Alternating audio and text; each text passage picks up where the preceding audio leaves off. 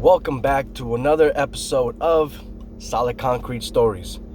So in the last video that I had, gave a brief description of when I first started, where I was, and what I did for a little bit. But being that was my first video, I was a little nervous, couldn't come up with a decent story. But today I thought about it, and I'm just gonna go through these videos with types of people I've met, individuals that I've spoken to, and things that I've seen. So let's get started with the first one.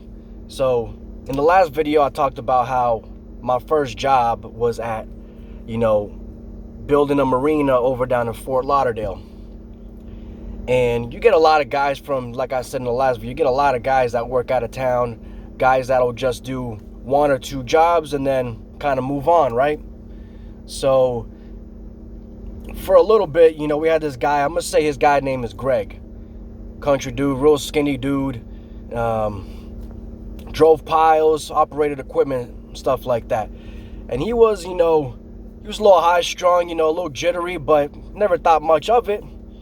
And then when you're building a marina, typically just a quick guide on how we would build our seawalls, which would be we would drive these metal sheet piles into the ground, and then we would form it up by putting some jacks, which is this angle bar that you put hooked up to the sheet pile. That way you can form it up and pour your concrete, and eventually you get, your cap, your seawall cap.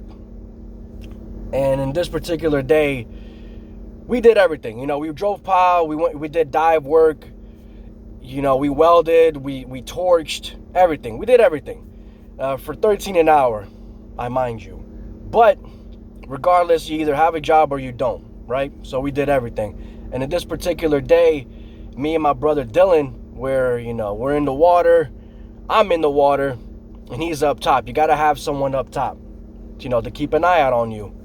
And on this particular day, it was real early in the morning, like 7:30. I was already in the water, 7:30.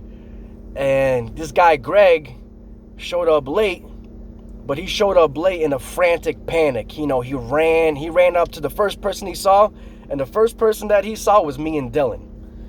So I'm in the water, fucking pulling boats. I'm loosening boats, you know what I'm saying? And he runs up to us and says, first thing he says is, "Yo, the cops come?" Frantic, panicking. "Yo, the cops come?" I'm looking at him and I'm looking at Dylan like, what you mean, bro? Like, there ain't no cops here. You would know if there were cops here. Oh, okay. Looks around, puts his hand on his chest, and he goes, "Yo, they raided my motel." Who's they? So he gets into the story of how he says, "Don't tell nobody." Now, immediately when someone says that to you, it's usually something crazy. Now, this thing went a little left field. We didn't know he was about to say this. He goes, "Yo, they just cracked down my motel room with my chick in the room." Wasn't his chick. It was some girl he met on Craigslist. For those who know what Craigslist is, there's all kinds of shit on there. So he says some girl he met on Craigslist was in his room, and he hadn't gone back out to the place the night before. He didn't go back.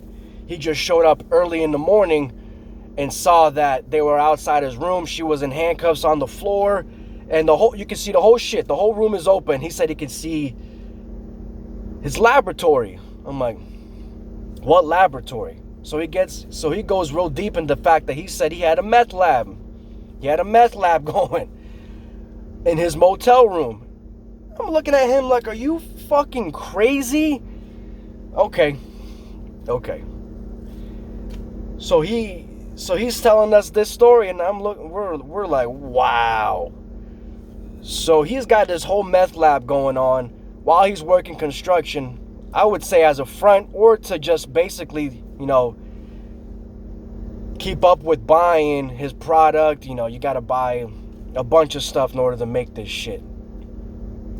So I'm surprised, and I'm like, did you get caught? And he said, no, clearly not. He ran over to us and said, did the cops come? So, and I'm like, yo, did your girl snitch? He's like, apparently not, because I'm still here. No cops showed up, right? She knows where I work. And the motel's not too far from the job site.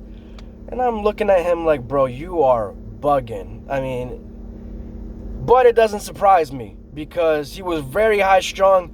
And a couple times you'll walk into a porta john and see that there's some tinfoil pipe, a glass pipe, needles.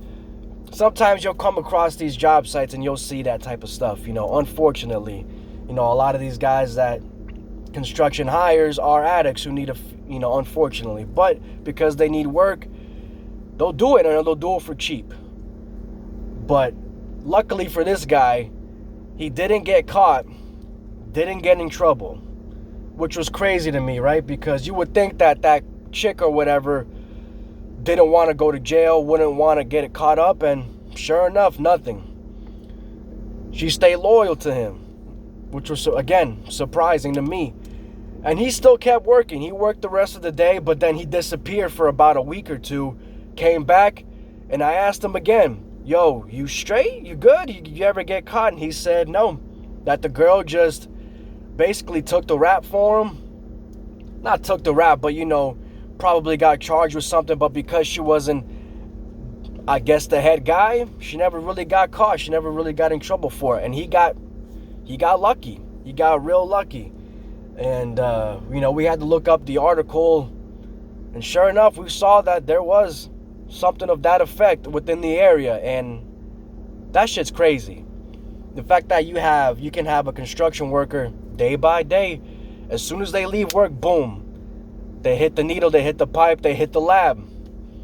So we had a guy damn near on the verge of Breaking Bad working with us at the site, and he wouldn't be the first one that we come across that did this type of stuff, but it's not surprising, man. And you know what they say about South Florida? South Florida is just you grab every asshole or every crazy guy from each state, and then you throw them in South Florida, and that's the Floridians. But hey, South Florida's a beautiful place. But you can't get caught up in the bullshit down here, in the party life, in the drug life. It's real easy. And especially for these out-of-towners who just want that extra money, who just need to fuel their habit and don't know where to get it, so they make it themselves. And that's the reality, That's the reality, unfortunately, with a lot of these guys. But, we continue to work, and we never saw him again. Ended up just quitting or disappearing. Never knew what happened to him. But like I said, he continued to work, and there was no issues. But that's it, man. That's one of my few stories. It'll get better from time to time. I'm going to throw in more individuals, more stories that I come across and people that I've met. So, I appreciate you tuning in. Tune into the next video. I'm going to come out with a video every week, sometimes two. And we're just going to keep it going, man. Keep it going. We'll see where this channel takes us. And hopefully you're entertained. Hopefully I continue entertained. And like I said, I appreciate it. Solid Concrete. We out.